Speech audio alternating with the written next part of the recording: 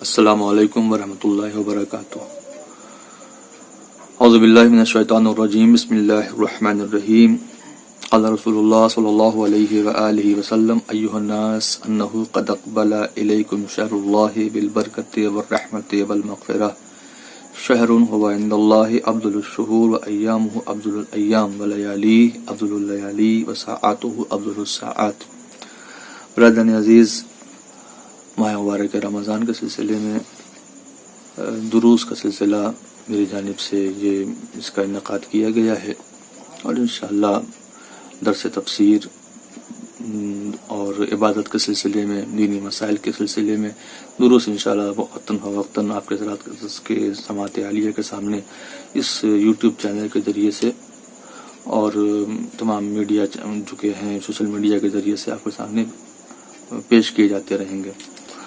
آج جو میں نے آپ کے سامنے رسول اللہ صلی اللہ علیہ وآلہ وسلم کے خطبہ شعبانیہ کا جو اقتباس پڑھا ہے، اس کے معنی یہ ہیں کہ یا ایھا الناس، اے لوگوں، تمہاری جانب اللہ کا مہینہ اپنی برکتوں، رحمتوں اور مغفرتوں کے ساتھ آ چکا۔ یہ اللہ کے نزدیک تمام مہینوں سے بہتر ہے، اس کے دن تمام مہینوں سے بہتر ہیں، اور اس کی راتیں تمام راتوں سے افضل ہیں، اور اس کے گھنٹے تمام گھنٹوں سے افضل ہیں۔ ظاہر ہے عبادتوں کا مہینہ ہے، نماز کے سلسلے سے، روزے کے سلسلے سے، قرآن مجید کی تلاوت کے سلسلے سے، لیکن آج پہلا سلسلہ میں روزے کے سلسلے میں بتانا چاہتا ہوں، اور وہ یہ ہے کہ پہلی بات جو کہ نیت کے سلسلے میں، روزہ کیا ہے؟ روزہ اصل میں جو ہے اس کے بارے میں شریعت نے اس کی تعریف یہ کی کہ هو الامساک عن المفطرات من طلوع الفجر الى غروب الشمس بنیۃ، یعنی اذان صبح سے لے کر اذان مغرب تک اپنے آپ کو ان چیزوں سے روکے رہنا جو کہ روزے کو باطل کر دیتی ہیں، نیت خالصہ کے ساتھ یہ روزہ ہے۔ ظاہر ہے نیت ایک اہم شے کا نام ہے۔ نیت اب کیسے کی جائے گی، اس کے سلسلے میں یہ ہے کہ دو سلسلہ ہے۔ پہلا یہ کہا گیا کہ آپ جو ہیں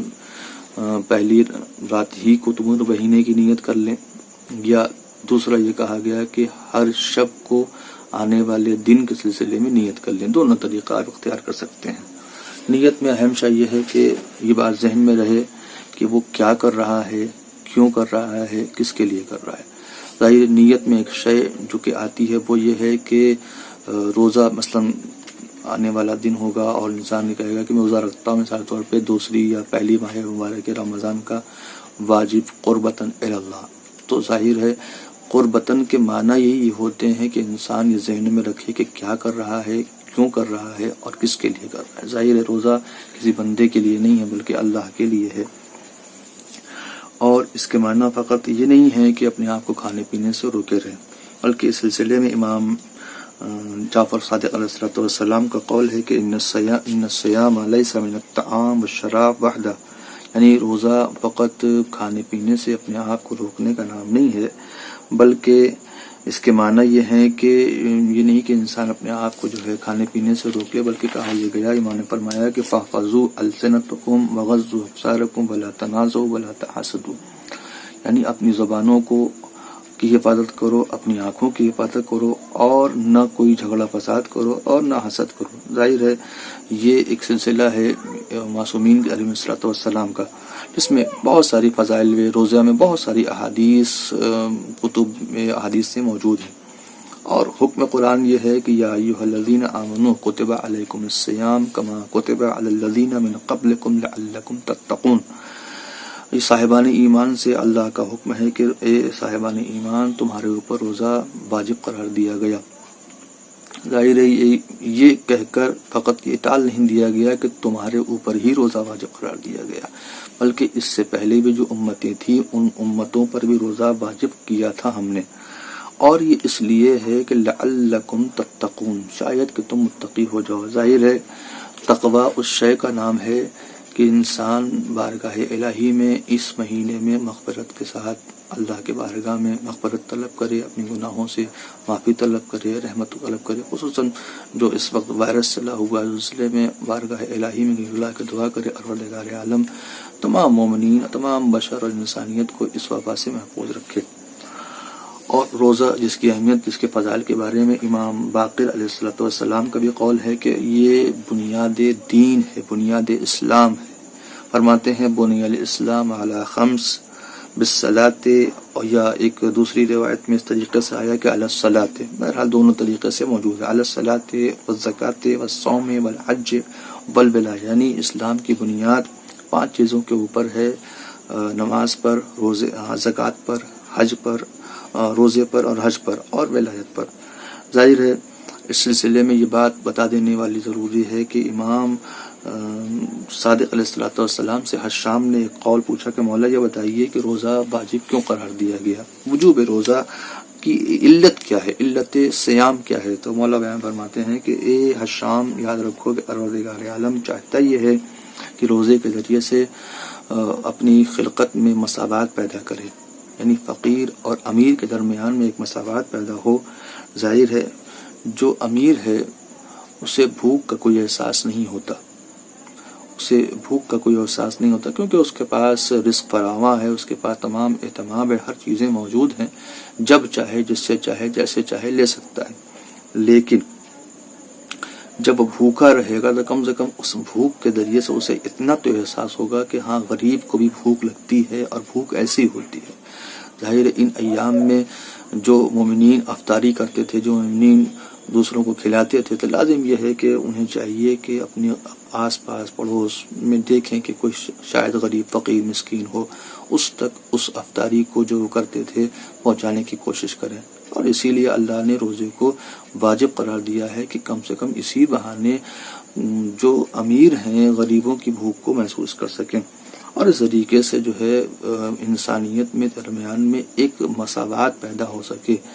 کہ بھوک کا احساس جب تک کہ اس امیر کو نہیں ہوگا، اس کے درد کا احساس نہیں ہوگا، وہ اپنے غریب مسکین کی مدد نہیں کرے گا جو کہ بھوکا ہے۔ اور ظاہر ہے اس سلسلے میں ایک اور روایت ملتی ہے کہ جس میں یہ کہا گیا کہ روزے میں فقط یہ نہیں کہ کھانے پینے سے اپنے آپ کو روک لیا جائے، بلکہ لازم یہ ہے کہ انسان کو چاہیے یہ کہ جس کو خصوصاً جو خطبہ شعبانیہ میں جو رسول اللہ صلی اللہ علیہ وسلم فرماتے ہیں کہ ایھا الناس من فطر منکم صائما مؤمنا فی ھذا الشہر، جو بھی اس مہینے میں کسی مومن کو افطار کراتا ہے، کان لہ بذلک عند اللہ عتق رقبہ ومغفرۃ لما مضی من ذنوبہ، یعنی اس کا ثواب یہ ہے کہ نمبر 1 اس کو ایک غلام آزاد کرنے کا ثواب ملتا ہے، دوسرا یہ ہے کہ جتنے گناہ اس نے کیے ہیں اس گناہ کی پروردگار عالم اس کے ذریعے سے اسے معاف فرما دیتا ہے۔ اور آخری کلام میں 1-2 بات اور پیش کر کے گفتگو کو تمام کرنا چاہتا ہوں۔ ان صادق علیہ الصلوۃ والسلام سے یہ ہے کہ انہ من لم یغفر له فی شہر رمضان لم یغفر له الی قابل الا ان یشهد عرفہ۔ ظاہر ہے مغفرتوں کا مہینہ ہے تو لازم ہے کہ انسان عبادتوں میں زیادہ سے زیادہ منہمک ہو، توبہ کرے، استغفار کرے، اور اس کے اوپر لازم یہ ہے کہ مغفرت کرے۔ چھٹے امام فرماتے ہیں کہ جو اس مہینے میں نہ بخشا جائے تو وہ آنے والے سال تک بخشا نہ جائے گا، یہاں تک کہ وہ عرفے کے ایام کو درک کرے۔ اور اس سلسلے میں بس میں 2-3 باتیں جو اہم ہیں روزے کے سلسلے میں بتانا چاہتا ہوں کہ آپ ان چیزوں کو اپنے گرہ باندھ لیں کہ ان چیزوں کو نہیں کرنا ہے، تاکہ روزہ جو رکھنے والے ہیں ان کو روزے کا مکمل فائدہ ملے، اس لیے کہ محنت بھی کرے انسان، بھوکا بھی رہے، پیاسا بھی رہے، اور اپنی بدعمالیوں سے اس روزے کا ثواب فوت کر دے۔ تو لازم یہ ہے کہ روزہ، اس لیے میں نے پہلے بھی کہا کہ روزہ فقط کھانے پینے سے روکنے کا نام نہیں ہے، بلکہ جب روزہ رکھے تو پہلی چیز کیا کرے، اپنی زبانوں کو جھوٹ سے بچائے، دوسرا یہ کہ آنکھوں کو ان چیزوں سے بچائے جس سے پروردگار عالم نے جس کو دیکھنے کے لیے، جس نامحرموں کو دیکھنے کے لیے اللہ نے منع کیا ہے، تیسرا یہ کہ کسی طریقے کے جھگڑے فساد اور آپسی اختلافات سے دوری پیدا کرے، نہ کسی سے حسد کرے، نہ کسی کی غیبت کرے،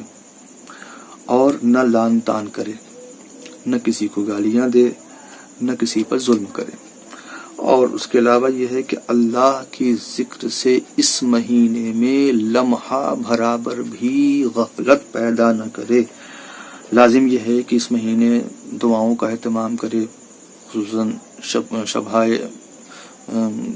پہلی شب کی، دوسری شب کی، اسی طریقے سے ہے ایام کی دعائیں ہیں، روز کی دعائیں ہیں، سحر کی دعا ہے، دعا ابو حمزہ صومالی ہے، اور جس کو توفیق مل گئی وہ قرآن مجید کی تلاوت کرے. اور بہتر یہ ہے کہ فقط قرآن مجید کی تلاوت یوں نہ کرے کہ فقط لقلقہ زبانی ہو، بلکہ لازم یہ ہے کہ ایک آیت پڑھے، 2 آیت پڑھے، ترجمہ پہ پڑھے، اس کی تفسیر بھی دیکھے. اس لیے کہ اس وقت فراما ہے، کوئی نہیں کہہ سکتا کہ اس کے بعد وقت نہیں ہے.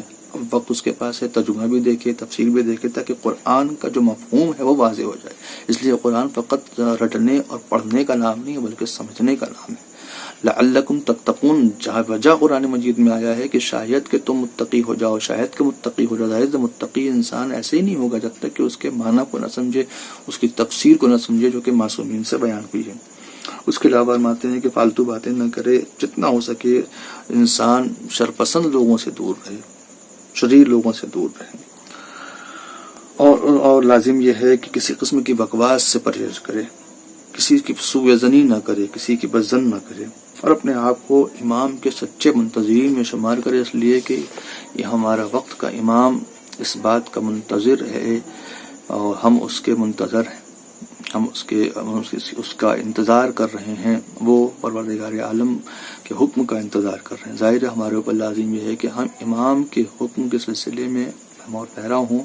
اور خصوصاً ان ایام میں امام کے ظہور کے سلسلے میں دعاؤں کو کثرت سے پڑھیں. وآخر دعوانا الحمدللہ رب العالمین.